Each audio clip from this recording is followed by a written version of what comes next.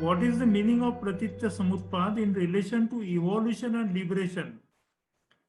Can both be connected or separate? और आगे लिखते हैं वो, does Baba Saheb has to say anything about this? पहली बात है इवोल्यूशन और लिबरेशन।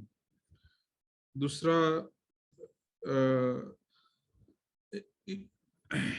उत्क्रांति मतलब होता है इवोल्यूशन। अब ये आज हम ऑनलाइन ये क्वेश्चन आंसर सेशन ले रहे और आप सब लोग सुन पा रहे हो। ये एक हमारे इवोल्यूशनरी प्रोसेस का एक अभी का उच्चांक समझ सकते हैं, मटेरियलिस्टिक उच्चांक, भौतिक उच्चांक, कि जहां इंसान ने सोचा कि कोई स्क्रीन हो सकता है, ये स्क्रीन है, ब्लैंक है, लेकिन कुछ भी मैं करूँ तो ये एडवर्टाइज आ जाएगी, अगर मैं इसे खोलूँ तो सारी दुनिया इसमें आ जाएगी। एक इवोल्यूशन में ये एक उच्चांक है, ये एक बात है। दूसरी बात हमें ये समझनी पड़ेगी कि केवल मटेरियल ही इवॉल्व होते हैं क्या? तो बाबा साहब की जो बुद्धि थी वो आपको पता होगा, he was very bright and sharp सोचने के बारे में। तो इवोल्यूशन में एक इंस्टिंक्ट होता है, यानी प्रवृत्ति, इंस्टिंक्ट। और दूसरी बात है इंफॉर्मेशन। इंस्टिंक्ट का मतलब क्या होता है? अभी जो आप सभी स्पीकर जो कह रहे थे कि मेरे में बुरे विचार क्यों आते हैं, मेरे में तृष्णा क्यों है, मेरे में काम क्यों है, मुझ में गुस्सा क्यों है, डिफेंस क्यों है, सिक्योरिटी इंस्टिंक्ट क्यों है, यह है इंस्टिंक्ट्स। ये सभी एनिमल्स में होते हैं, हम में भी है, और हम भी एनिमल है, हम भी एनिमल बीइंग है, फ्लेश है, बोन है,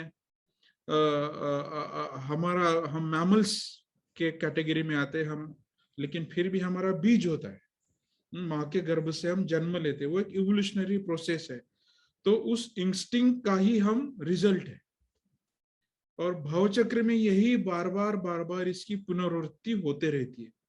लेकिन फिर और कौन सा इवोल्यूशन बाकी है? भंते के शब्दों में अगर कहा जाए तो उसे लोअर एंड हायर इवोल्यूशन के शब्दों में वो रखते हैं। तो फिर लोअर इवोल्यूशन क्या है? कि जो इंस्टिंक्ट बेस है, मुझे लगता है मैं धम्माचारी हूँ, लेकिन मुझ में वो सारे इंस्टिंक्ट है जो एनिमल में होते हैं। मुझे भी गुस्सा आता है, मैं भी डिसअपॉइंट होता हूँ, मैं भी अपसेट होता हूँ, लोभ मोह द्वेष जो है, काम छंद से धम्म छंद की ओर जाना, ये सारी जो प्रक्रियाओं का मैं भी एक हिस्सा हूँ। तो हम उससे कुछ अलग नहीं है, हम भी एक एनिमल बीइंग है। लेकिन हम एनिमल बीइंग यानी जानवरों जैसा बर्ताव न करना रोकते कहाँ है? वो हम तभी रोकते हैं जब हमारी जो सेल्फ रिफ्लेक्टिव, इंट्रोस्पेक्टिव आत्मचिंतन या स्मृति या अपने सजगता की जहां हमें कोशिश होती है, जहां हम वो कोशिश करना शुरू करते हैं। ध्यान क्यों करते हैं, शील क्यों करते हैं? अभी विवेक रत्न जी ने बताया कि वो शील के प्रतिष्ठान पे क्यों बैठना है, मुझे वैसा ही बर्ताव क्यों करना है, कुत्ते ने मुझे काटा तो मुझे उसको वापस नहीं काटना है। ये मुझे कहाँ से स्मृति आती है, कहाँ से मुझे ये अवेयरनेस आता है? उस अवेयरनेस से हमारी एक उच्च या एक हायर इवोल्यूशन की प्रक्रिया शुरू होती है। तो ये इवोल्यूशन का और प्रतीत्य समुत्पाद का संबंध है। तो हम भी वो प्रतीत्य समुत्पाद की प्रक्रिया में ही यहाँ तक आए हैं। पहले नोकिया का बॉक्स फोन था, पहले आप डायल करते थे, वो टेलीफोन था। अब उस उत्क्रांति के आधार पर आज आईटी सेक्टर जो है, इंफॉर्मेशन टेक्नोलॉजी जो है, ये जूम फॉर्म किया, वो हम रडार करते हैं, हम एटम बॉम्ब बनाते हैं, हम कई ऐसी कल्पनाओं से, संकल्पनाओं से, कंसेप्चुअल थिंकिंग से हम अपने उत्क्रांति की ओर बढ़ते हैं। लेकिन वो इंफॉर्मेशन इंफॉर्मेटिव ही है। अभी विवेक रत्न जी ने जवाब दिया, चक्षु के बारे में आपने सुना, ये सारी इंफॉर्मेशन है, वो इंसाइट में परिवर्तित नहीं हुई। जब वो इंसाइट में परिवर्तित होती है, जब वो चक्षु, बुद्ध के चक्षुओं का आपको क्या काम है? बुद्ध ने तो मार्गदर्शन किया, या बाबा साहब की प्रज्ञा का आपको क्या काम है? उनके मार्गदर्शन का लाभ होगा, लेकिन जब तक वो प्रज्ञा मेरी नहीं होती, जब तक मैं उससे हासिल नहीं करता, जब बाबा साहब ने जो बोला है वो मैं समझता नहीं हूं कि उनको कहना क्या है, वो जब तक मेरे अंदर उतरता नहीं, मेरा अपना अनुभव जब तक वो होता नहीं है, तब वो बाबा साहब तक ही सीमित रहता है। उन्होंने तो अपना कल्याण या उद्धार कर लिया ना, मेरा क्या? बुद्ध ने तो मुक्ति पा ली है, या श्रीमेंट्रन जो भी अर्हत है वो हो चुके हैं। तो उससे ठीक है, वो मेरे इंस्पिरेशन हो सकते, मेरे मार्गदर्शन हो सकते, उनके अनुभवों का मुझे लाभ हो सकता है, लेकिन मुझे भी वो हासिल करना है। तो ये मात्र कल्पना नहीं रहती। तो ये प्रतीत्य समुत्पाद हमें बताता है कि प्रतीत्य समुत्पाद केवल संकल्पना नहीं है, आइडिया नहीं है, जैसे गॉड की है, हेवन की है, हेल की है, इसका अनुभव हमें नहीं है। या लोकोत्तर, अभी कुछ सवाल भी है, या विवेकानंद जी ने बोला भी कि मुझे नहीं जब पता वो जगह का है, जब तक उसका मुझे अनुभव ना हो। ठीक है, तो प्रतीत्य समुत्पाद ही एक ऐसी सीढ़ी है या ऐसा प्रिंसिपल है जो हमें एक हायर इवोल्यूशन की ओर ले जाता है, हमें सजग करता है कि चीजें इसलिए हो रही है क्योंकि चीजें ऐसी है। मैं इसलिए आज विधायक हूं क्योंकि मैंने ये प्रवचनों की मालिका सुनी, या मैंने इन सब स्पीकरों को सुना, इनको देखकर, इन्हें सुनकर, इनके शब्दों को मेरे कान पर जब वो आते हैं, इसका मेरे मन के ऊपर असर होता है। ये ऑर्गेनिक है, ये मात्र कल्पनाएं नहीं है। तो यह इवोल्यूशन का और प्रतीत्य समुत्पाद का यह संबंध है कि ये मात्र संकल्पना नहीं है, यह एक अनुभव है। जब तक हम उसे हासिल नहीं करते, हम उस स्टेज तक जाते नहीं। श्रोतापन्न होना एक अवस्था है, वो केवल अल्जेब्रिक, जियोमेट्रिक, एस्ट्रोनॉमिक फार्मूला नहीं है। वो आपको वहां पहुंचना है, आपको हिमालय की चोटी पर जाकर गांव को देखना है, केवल वो चोटी को इमेजिन नहीं करते रहना, आपको चढ़ना है। ये प्रतीत्य समुत्पाद की सीढ़ियां है, ये हमारा हायर इवोल्यूशन है। और ये ऑटोमेटिक नहीं है, ये करना होता है, इसके ऊपर कार्य करना होता है, इसके ऊपर एक्ट करना होता है। और मुझे ऐसे लगता है इवोल्यूशन की थियरी में हम एनिमल बीइंग से ह्यूमन एनिमल तो बन गए, लेकिन हमारी जो सोच है, हमारी जो कृतियां है, उस कृतियों के बारे में जब तक हम सजग नहीं होते, तब तक वो कृतिशील में परिवर्तित नहीं होती। वो स्मृति ही आपके एक्शन को प्रिसेप्ट में कन्वर्ट करती है कि मैंने क्या करना है।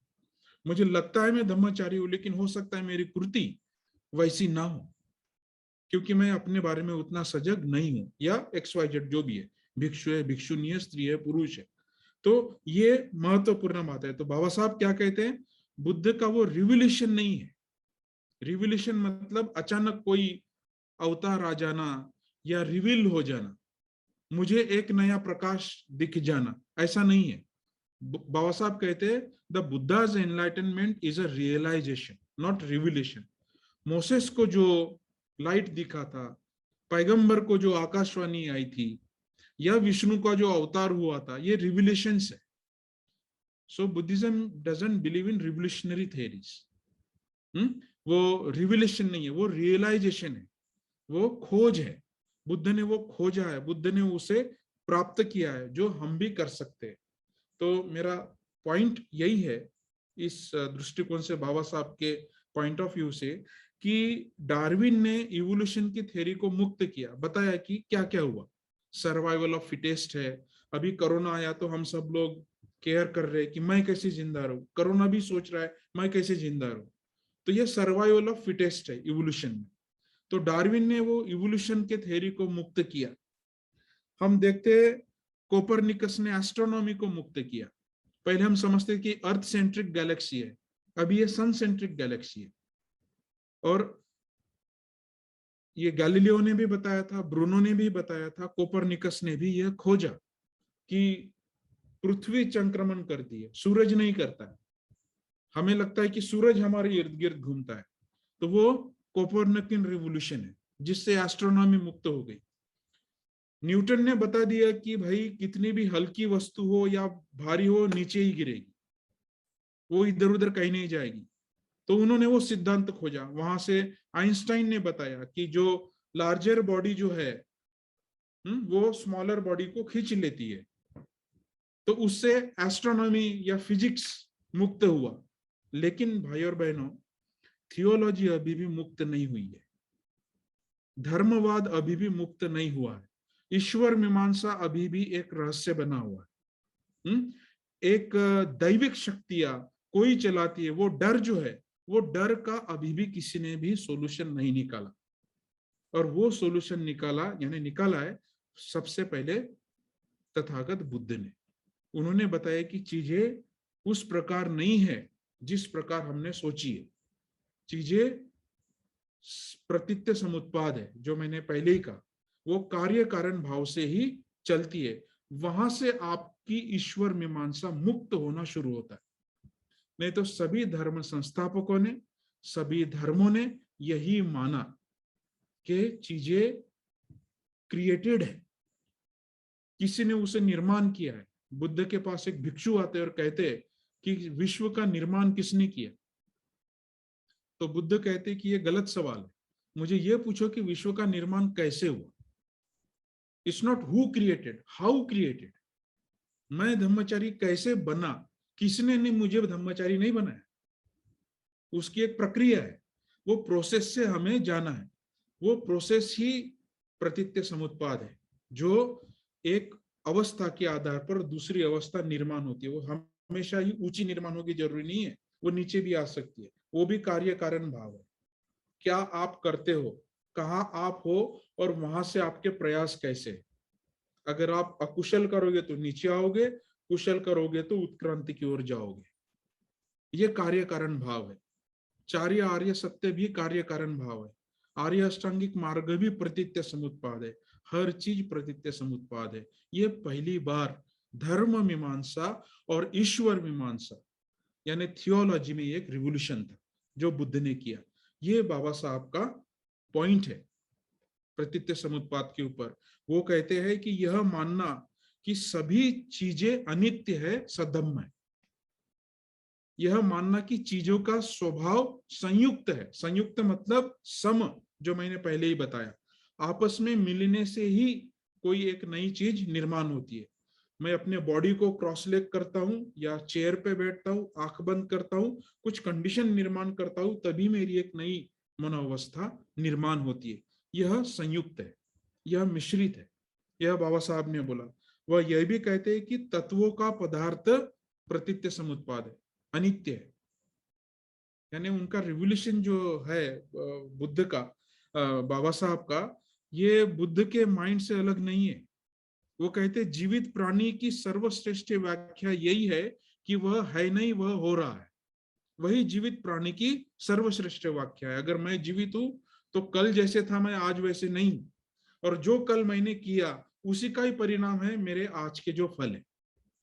यह कॉज एंड इफेक्ट है। यह बाबा साहब का प्रतीत्य समुत्पाद के ऊपर दृष्टिकोण है। लास्ट पॉइंट यही है कि सद्धम्म इस भाग में बाबा साहब ने कहा है शून्य की कोई लंबाई नहीं है और शून्य की कोई चौड़ाई नहीं है। ये आर्यभट्ट का और ब्रह्मगुप्त का शून्य नहीं है। वो जीरो की बात नहीं कर रहा हूं, वो अल्जेब्रिक जीरो की बात नहीं कर रहा हूं, नागार्जुन के शून्य की बात कर रहा हूं। वो कहते हैं कि उस शून्य की कोई लंबाई नहीं है और कोई चौड़ाई नहीं है, और शून्यता और अनात्म के सिद्धांत के कारण ही इवोल्यूशन पॉसिबल है। नहीं तो अगर मैं फिक्स हूं, मैं जहां था वही हूं, तो मेरा इवोल्यूशन नहीं होगा। कोई स्त्री है तो वो स्त्री ही रहेगी, पुरुष है तो पुरुष भाव में रहेगा, वो दलित है तो दलित भाव में रहेगा, ब्राह्मण है तो ब्राह्मण भाव में रहेगा, व्हाइट है तो व्हाइट भाव में रहेगा, ब्लैक है तो ब्लैक भाव में रहेगा। वो फिक्स हो जाएगा, इनबॉक्स हो जाएगा। बाबा साहब कहते हैं चीजें वैसी नहीं है, वो उत्क्रांतित हो रही है। जो भीम क्लास के बाहर बैठता था उसने भारत का संविधान लिखा, ये उत्क्रांति है। ये उत्क्रांति है, ये डिपेंडेंट ओरिजिनेशन है। उस प्रक्रिया को में सम्मिलित होना, उस प्रोसेस में हम सम्मिलित होना और वैसे कंडीशन क्रिएट करना जहां मैं एक उच्च मानसिक अवस्था में जा सकूं। ये प्रतीत्य समुत्पाद का टेक है बाबा साहब का। तो वो कहते हैं कि शून्यता के कारण ही सब कुछ संभव है, अनात्म के कारण ही सब कुछ संभव है। नहीं तो मैं हिंदू करके पैदा हुआ और हिंदू करके मरूंगा नहीं, ये स्टेटमेंट गलत होता। लेकिन वो सही हुआ, क्यों हुआ? क्योंकि चीजें उत्क्रांतित होती है। हम जैसे थे वैसे आज नहीं है। जो कास्ट बेस्ड मेंटालिटी में थे वैसे हम नहीं है। अभी भी और लोगों को मुक्त करना है, और लोगों तक ये बातें जानिए। यह सबसे गंभीर और गहरा चिंतन बाबा साहब का प्रतीत्य समुत्पाद के ऊपर है। इसलिए वो मेरा नया जन्म हुआ जो अभयदाना जी ने बोला वो कह पाए, वो उत्क्रांतित स्टेटमेंट है। लास्टली सभी सवालों को मैं सुन रहा था, जवाबों को भी सुन रहा था। मैं एक सभी मेरे भाई बहनों के लिए एक सुझाव देना चाहता हूं कि विवेक रत्न जी सही कह रहे थे कि ऐसी कोई स्पेस नहीं है। वो अर्हत पाप प्राप्त होता है तो वो कौन से मंजिले पे रहता है, वो टॉप फ्लोर पे रहता है या ग्राउंड फ्लोर पे रहता है, फिर वो आसमान में रहता है या पृथ्वी के नीचे रहता है। तो हमेशा एक बात ध्यान में रखिए भाई और बहनों, सत्य को समझने के केवल एक ही आयाम नहीं होते हैं, और उसको हमने लिटररी नहीं लेना है। लिटररी उसको शब्दशाह नहीं लेना है। बुद्धत्व ऐसा कोई जगह नहीं है, और बुद्धत्व ऐसी कोई स्पेस नहीं है। अरहत लोग जहां रहते हैं वैसी कोई जगह नहीं है इस पूरे ब्रह्मांड में या विश्व में या कॉस्मोस में। There is no space. क्योंकि स्पेस डायनामिक है, स्टैटिक नहीं है। अगर मेरी रूम यहां खत्म होती है तो दूसरी रूम शुरू होती है, लेकिन वो एक ही स्पेस है और वो इनफाइनाइट है। हम उसको ऐसा बॉक्सिंग नहीं कर सकते, तो इसलिए उसको शाब्दिक नहीं लेना है। हम उसको साहित्यिक माध्यम से समझ सकते हैं। बुद्ध ने वही किया, उन्होंने मापन दिए, उन्होंने क्या कहते हैं, मेटाफोर को क्या कहते हैं, उपमाएं दी है। वन्न गंध युनोपेतम पुष्पम मिलायति यथाई वज्ञे कायो तथा याति विनाश भाव। पुष्प का जैसा स्वभाव है वैसे ही मेरे काया का स्वभाव है। तो बुद्ध ने उपमाएं दी है और उन्होंने पोइटिक जो मापन है वो समझाने के लिए इस्तेमाल किए हैं। तो इसलिए यथाभूत ज्ञान दर्शन है या फिर तन्नानंग खाया मत जगह है, ये जो अवस्था है, डोर डेथलेसनेस का जो स्पेस है, ये केवल शब्द है जो बुद्ध अपने अवस्था को समझाने के लिए एक गहराई से एक लैंग्वेज का इस्तेमाल वो करने की कोशिश कर रहे हैं। उसको हमने लिटरेरी या शब्दशाह नहीं लेना है। बुद्धत्व एक अवस्था है। आप भी हो सकते हो, मैं भी हो सकता हूँ, अंगुलीमाल भी हो सकते हैं, पटाचारा भी हो सकती है, सुनीत भी हो सकता है, बीजेपी वाले भी हो सकते हैं, कांग्रेस वाले भी हो सकते हैं, आरपीआई वाले भी हो सकते हैं। वो अवस्था है, उनकी कोई स्पेस नहीं है, कोई स्पेशल स्पेस नहीं है, वो इनफाइनाइट है। और जब आप उन बंधनों से मुक्त हो जाते हो तब एक ऐसे असीम इनफाइनाइट विशाल, बुद्ध केवल आकाश या समुद्र की बात कर सकते हैं, आकाश जैसा विशाल, समुद्र जैसा गहरा, ये मात्र मापन हम इस्तेमाल कर सकते हैं जो हमें ज्ञात है।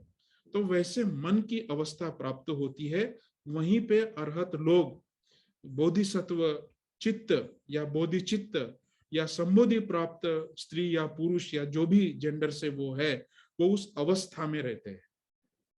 वो एक अवस्था है, वो ऐसी स्पेस नहीं है, ऐसी कोई जगह नहीं है। वो केवल मात्र उपमा है हमें इस्तेमाल करने के लिए।